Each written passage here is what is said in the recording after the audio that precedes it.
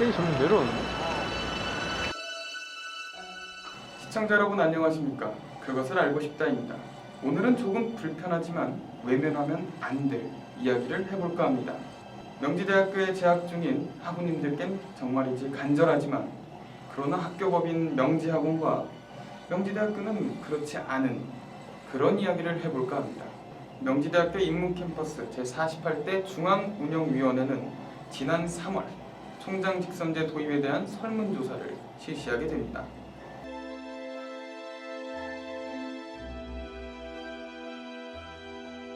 그 결과는 시험 기간임에도 불구하고 1689명의 학우님들이 참여하여 전체 응답자 중 총장 직선제 도입을 찬성하는 학우님들이 무려 99%임을 알 수 있었습니다. 그로부터 한 달 뒤 명지대학교 인문캠퍼스 제48대 중앙운영위원회에서는 사업비리, 재정악화, 파산신청, 정원감축 행정처분 및 회생계획, 교직원 임금체불, 어반캠퍼스 공사비용 미지급 등 학교의 문제가 도무지 해결될 기미가 보이지를 않자 대자보 릴레이를 이어가게 됩니다.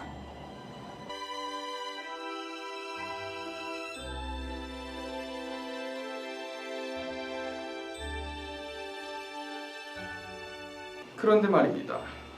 자꾸만 대자보가 하나둘씩 사라집니다.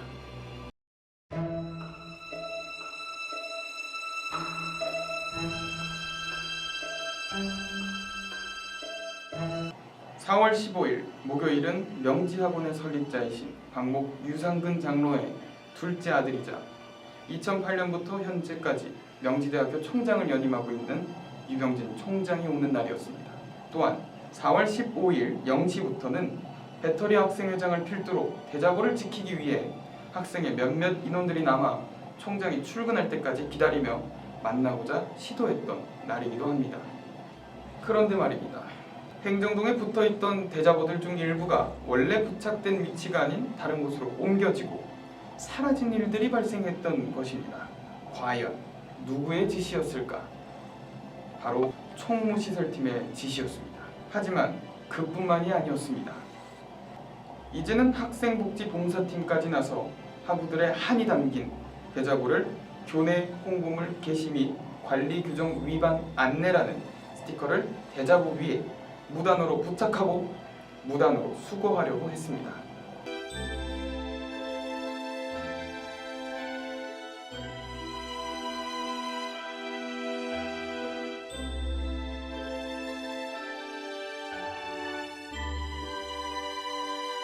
학우들이 명지학원의 정상화와 명지대학교의 정상화를 위해 울분을 삼키며 작성한 대자보가 과연 무슨 잘못이 있을까요? 저는 이 모습을 보고 시리아 방송 대목이 떠올랐습니다. 명지학원과 명지대학교를 이 지경까지 만든 것이 과연 학생들이었을까요? 아니요. 사태를 이 지경까지 만든 것은 명지대학교를 소유하고 있는 학교법인 명지학원의 이사진들이 아닐까 생각됩니다. 그래서 지난 4월 13일부터는 현 명지학원 이사진들에게 책임을 묻고 관성 이사제를 도입하기 위한 탄원서 릴레이를 시작하게 됩니다.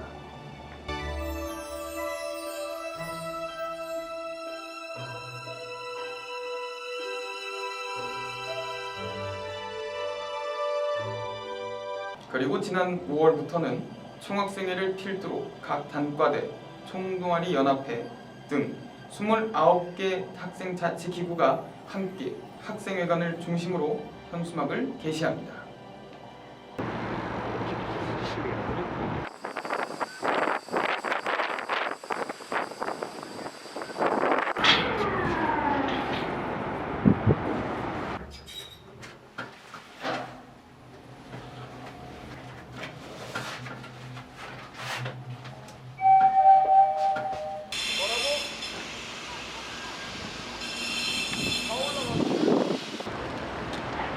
땡이 점점 내려오네.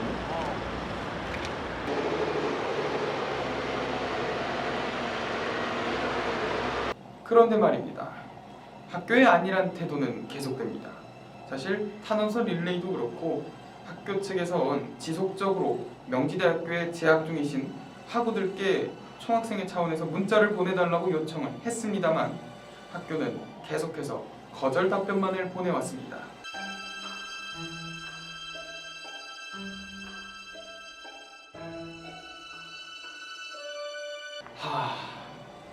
분노가 치밀어 오릅니다. 이제는 행동해야겠습니다.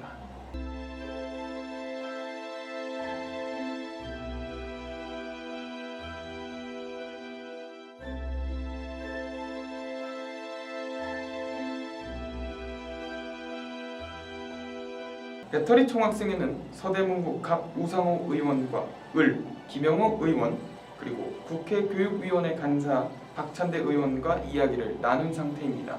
그리고 6월 1일에는 제48대 중앙위원회에서 명지학원 정선태 사무국장, 박재현 기획조정실장, 김기영 학생경력개발처장과 간담회를 가졌습니다. 그런데 정선태 사무국장의 발언이 다소 의아했습니다. 아직까지도 회생계획안을 준비하지 않았다는 겁니다. 덧붙여 회생계획안이 실패할 확률은 단 1%도 계산하지 않았기 때문에 그들은 명지학원이 파산될 일이 절대 없다고 확신하고 있습니다. 정말 아이러니컬하지 않을 수 없습니다. 옛말에 이런 말이 있습니다. 다들 아실 겁니다. 소 잃고 외양간 고친다. 돈 많던 외양간 주인 아들은 엄청난 수의 소를 잃게 됩니다.